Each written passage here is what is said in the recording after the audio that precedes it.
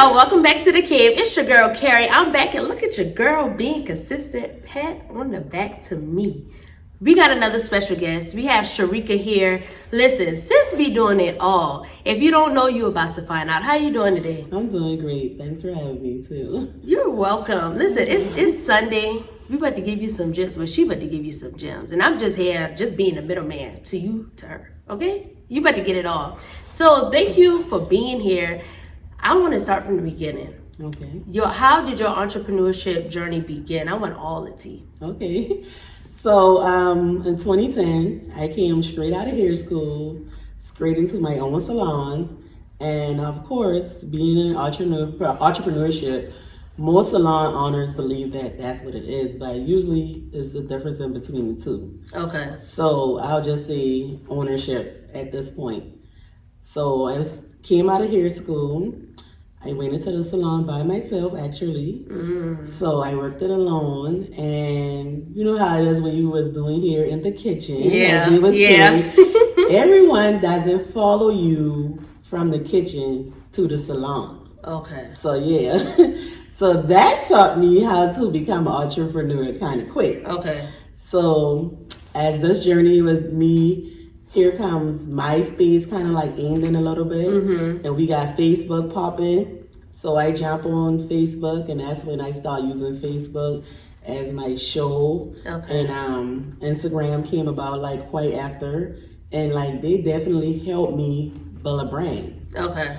So with doing that, it gave me the leverage to not only just showcase hair, but like showcase my hair products. Okay.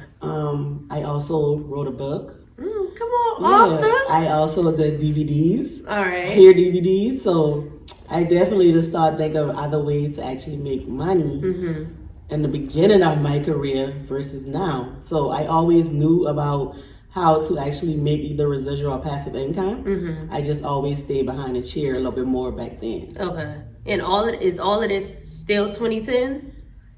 Yes.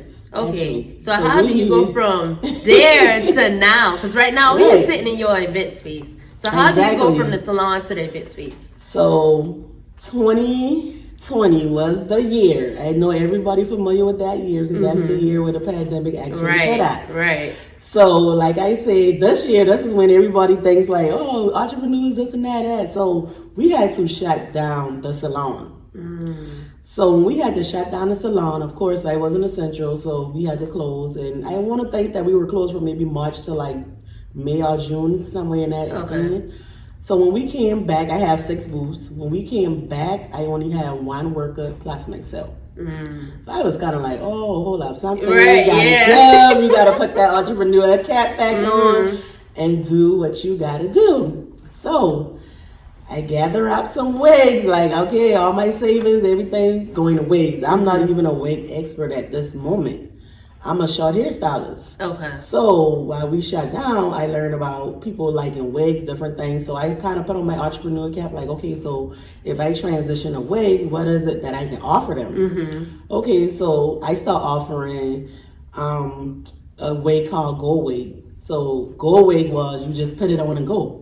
I like that. Okay. So instead of me trying to get into or to melt the lace, do this, do that, I went to Amazon, get me a mannequin with the shoulders, get me a shirt with say Style Rich, and I started putting this wig on this mannequin head and putting them on my social media sites like, y'all want the Go Wig? I used my daughter to put it on the showcase for me. And actually, we generated like $30,000 easy from that. Wow. Yeah. So just from the Go Wigs. Just from the Go Wigs. Wigs just popping. So at this time, like, you know, other entrepreneurs and salon owners, they want to get into like, what's going on? Because I'm showing them my journey. Really, I'm never afraid to show my journey, whether it's good or bad. I'm showing my journey like, y'all, look what I did. So then I started to realize one of the main reasons that it was selling so quick because I started adding new services to my website, which was buy now, pay later. Oh, okay. That meant convenience. Right. So we in the pandemic, even though everyone was shut down, they still had the opportunity to buy now, pay later. So that made my income boost. So like When I'm going back to the salon, I didn't went back for it full time at all. I only started working on Fridays only. Okay. So everyone was like, how are you gonna do just Fridays only in the salon? Okay, well, I'm gonna do it. I'm a short hairstylist, and most of my clients want their hair done towards the weekend anyways. Right. So I ran with it. To this day, I'm still only doing Fridays. So what ended up happening, the one worker that I still had it, she left too. So what happened was I was there by myself. Yeah, so I was like, okay. So not to panic, even though, sometimes you get like a little weary because you don't know what situation you're in or where you're going, but you still know that you know how to make things happen. Right. So once again, putting on my entrepreneur cap, I started counting those booths and I started putting wigs in them. I put my hair products in it. I started teaching business classes, so I had that in it. So they were making money for me. Right. So they're actually making more money than an actual human there paying me booth rent. Okay. So again, I'm generating money. So I got into trucking, which is transportation or whatever. We have started off with a box truck. So I started taking classes to learn more about that, but of course that's not my field. So I got ownership over that. And I started learning about business credit. Got you. So when I started learning about business credit, I was like, hold up, Star Rich do not have no business credit. So I kind of paused with the transportation doing their business credit because I already had Star Rich. It was already built. It had more years into it, so it was more easier for me to do business credit with that company versus starting with the new company. So I generated business credit real fast. Once I already had maybe over $200,000 in business credit, I was stuck like, okay, what am I going to do with the credit now that I have it? Yeah. And then I started taking more classes. They were like, because you need passive income. You need your money to work for you. Right. You keep going to work and you taking days from work, but you still got to find a way to bring in money without you being there. Right. So I was like, well, how am I going to do that? How am I going to make that work? So I took my entrepreneur cap again, put it on. I tried my first passive income, which was Turo. I put a car in Turo. I loved it. I'm still doing it right now. So the cars, they basically go out, you rent them out. You can automate it if you want to by putting a lockbox on it. Giving the client the lockbox code once they get to the vehicle. You never have to meet them if you automate the system the correct way. So once I started doing that, of course, most people was going to know about it again. This is the stylist that transferring it to. So like, what you talking about, girl? Like, what Turo coming at? So I'm working with that. I'm doing it. So as I realized with that, like, okay, you stole, you're making more money, you're doing it again. So then you got to bring something else in again. But you got to remember, you can't be there. Right. So I definitely got the event space, basically based off of that need. I don't have to be here. So there's a lockbox on the door again with a code that I give to the client when they come so they can come inside. Of course, they got security. They got all the needs that they have. I don't have to be here. And I can continue working my 1 day a week until I retire because I am going to do that this year. Okay. And basically, that's how I got into it and that's how I got right here. So I use my business credit to leverage multiple businesses that's bringing an income, passive income, without me actually having to be there. So that's what I like to teach, and I teach a lot of it to one-on-one classes. I have group classes every month. I just started doing my one-on-one trainings for people who want to know about Turo, and people who want to know about the event spaces. So that's how I got from 2010 to right now, 2023. And I love that. Just two things from your story, just listening to you, just the way you were able to maneuver within, okay, the salon is not doing something, let me learn about Turo. Oh, you say I need something else, let me go to the event space. Yes. So I love that, and that speaks a lot about who you are as even as a person, because a lot of times I think people see entrepreneurship and just jump into it before they actually know the hard work that comes with it. And then two, having so many businesses, are you putting people in place for these?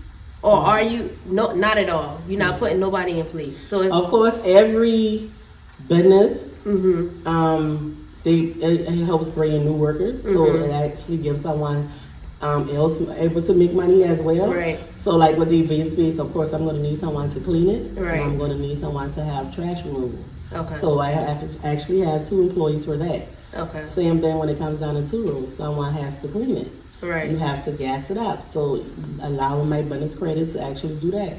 I have fuel cards, so that's how I can gas it up. Okay. You can actually go to the gas station and do the same exact thing to get the car wash as well. So it's basically how you use your business mind to actually make business work for you. Okay, and I love that. And talk a little bit about organization, because I have a nonprofit doing podcasts, and then I do other things on the side as well. But I think a lot of times the misstep we have is the organization when maneuvering all these businesses. So how important it is being organized when it comes to having multiple businesses? Automation. Definitely learning how to talk to people, learning how to keep them alert, keep them advised. Like if someone purchases off of my website, I instantly say, hello, thanks for purchasing, versus just leaving them. And I explain to them what happens next. Okay, when it gets closer to your due date, I'm going to send you another email. You're going to get all the information to where you need to get inside the event space. You're going to get all your codes, everything, versus just leaving them in the blind. Okay. I don't want them to feel like I just took their money right, and they right, don't know right. what to do. So when you keep someone in a loop of what's going on, they love that. Versus just, I wonder what's going to happen next. Right. I didn't hear from her. Automation definitely works. Okay, and a lot of people is doing what you're doing, event spaces, being a salon, but what makes you stand out? What separates you from everybody else that's doing the event space? So number one that I always think separates me is I'm a giver of information. When I see someone, especially someone in entrepreneurship, where as soon as I start talking to them, I start letting them know things that I find out, how they can learn from this, we can learn from each other. I like giving information because I always feel like what I didn't have for myself, I don't want to keep from someone else. Right. So I always use that mirror effect image, like, oh, you don't know? Well, let me tell you. Okay. And it takes nothing for me to do that. Right. And I love that, because you have some gatekeepers in the game that don't want to tell you nothing, but it's just like, if one win, we all win. Yes. And I love that. And I know a lot of people like now, they be like, ask Sharika, I'm going to ask her, like, it'd be strangers out of nowhere, like my inbox be booming, like, and it's not about people just getting free information and running off. Usually when you give someone enough free information, they usually end up coming back to purchase from you anyway, or they send someone to you. So it's not maybe them going to come, but they'll send someone to you that's actually going to come and purchase. So that it works both ways. Development is very important, but I also like to know, like, what did you change in your journey in order to succeed the way you are right now? I can definitely say my mind frame of everything. Okay. Like I started realizing like everyone do not think like me. Everyone do not move like me. And that's perfectly fine. So I started to basically be easy a little bit more with people and like generous. Like I said, everyone's not on the same speed. And you have to actually realize that. And when you realize that, you can be more calmer, even in negative situations. I can say like, oh, they're not really talking to me. That's what's going on with them right now. So it's not really affecting me. I like that. So it makes you mature. And once you get mature inside something and you advance, it's like you can brush things off your shoulder a little faster versus probably back in 2010, I probably would have been more offended with certain things. But now I'm like, okay, whatever. It could be a little bit more calm. So I think all that comes with growth, and like you got something to lose as well. It comes with it. I love that. And talk a little bit about, before we started filming, you was talking about you joined the class with him 500. If y'all don't know, go follow him. But just talk about how you invest in yourself, mentally, spiritually, financially. Just talk about the investment you put into yourself. So like I said, I already had the bonus credit, and I was like, I just had it like, what I'm going to do with it? Because I just basically telling everybody about bonus credit and how it's working for me. At that point, the only thing that was really working for me is my fuel card, because that's what I needed at that moment versus the credit itself. So I got this credit just sitting there, not knowing what to do with it. So of course, I met him 500 on Instagram. He's very big on telling you how to leverage that credit and do what you have to do to get where you need to be with credit itself. Because most people, they hear credit and they get afraid about, oh, don't you have to pay that money back? And my saying always is, every bill you get, you have to pay back. So once you get the understanding of leverage and how it buys you time it makes you want to switch over to that lane quick. Yeah. Because if you don't, you're going to definitely lose that cash you're saving because something's going to come up. Okay. So it was back in 2021, November, I took him 500's class. And his class was actually like $39.97 at that point. I'm like, no, those classes a lot.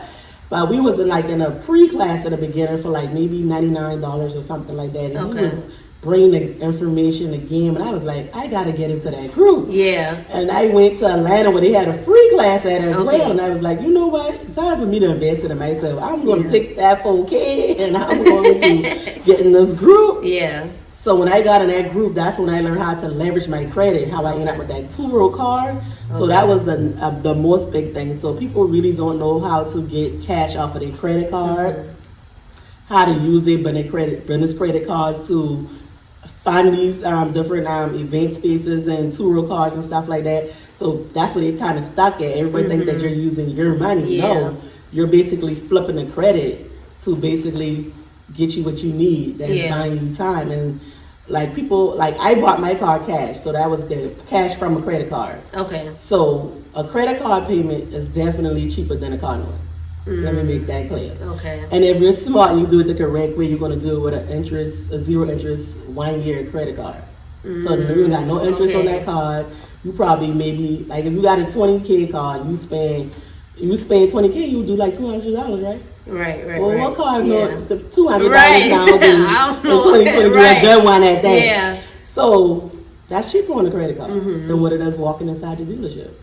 That's smart. That's smart. So I bought mine cash. One reason being because I don't want to even get caught up in what if I run into a dealership or an auto loan and they don't want me to rent my cars out. Right. So nobody can tell me what to do with something that belongs to me. Right. So I definitely took that route for that reason.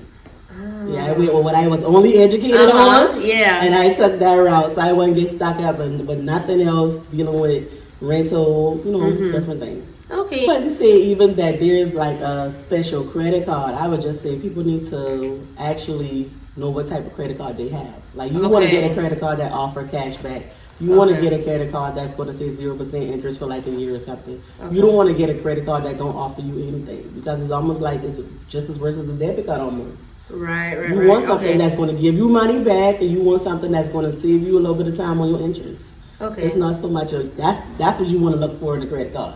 So it's really not our best credit card. And when it comes down to bank, a lot of people just have one bank account. You're going to need at least three. Okay. Why 3? Because you want to get 3 that actually pull from different credit bureaus. Okay. If you got 3 banks that pull from 3 different credit bureaus, you can get 3 different credit cards with one inquiry. Because they're going to pull from that brewer. Now the one's going to pull from that brewer. So that saves you one inquiry. So when it comes to marketing, earlier you talked about building your brand.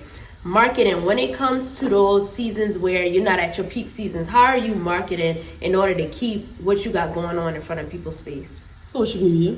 Showing up every day. You need to show up every day. I don't care if you show up with an old picture or a new picture. Yeah. Or you just basically just having regular conversation. Or you always just talking to your audience. One of the best things I know people like is when they see me comment to them because of Sharika commenting to me, that makes them feel good. So you wanna make people feel good all the time. You never know what they're going through. But it's also helping you too because you're helping somebody else. So I always every day I post.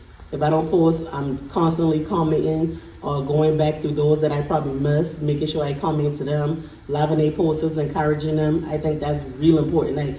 That's the best marketing ever is when you making people feel good and showing them how to grow inside their business versus showing everything that you do for yourself. Yeah. Helping other people is the biggest marketing and actually helps your audience increase. Because now more people are going to know who this person is. So you draw attention basically by helping others. But a lot of people say it's no balance. So do you have that same mindset or how do you balance it? I didn't actually find balance in it until I actually was free from it. So the more you spend in your business, it's you can't work on it. Okay. So I stopped working in the business and started working on the business. So having an event space, if someone wants to start in the event space area, how can they instantly start? Definitely LoopNet. You can go in there and start looking for places. That's the most important thing. I started there just from being on someone just from being on someone IG, and they was talking about boulders and different things, and even the boulders they were talking about was not what I was interested in. But when they told me you can find locations on LoopNet, I started looking there. So as me looking there, that's how I actually find the boulder that I have. Because driving around or going to a realtor, everybody's on their own time. Yeah. But you have the responsibility too to look as well. So Right. I definitely found this place myself by looking.